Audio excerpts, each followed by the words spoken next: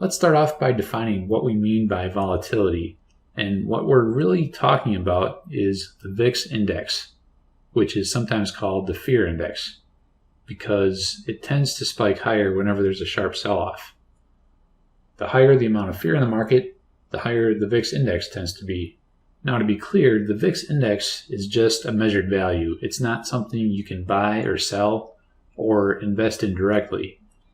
Its value is calculated using near-term options prices on the S&P 500.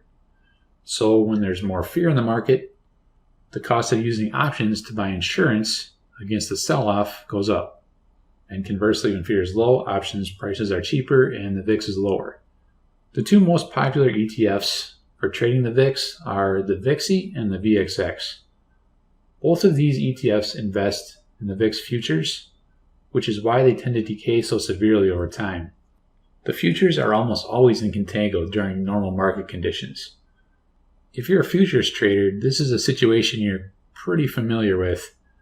So here's the VIX index over the last 5 years. And here's the VXX by comparison over the last 3 years. You can see how the VIX is nearly flat over time and how badly the VXX decays by comparison. Here it is over the last 5 years.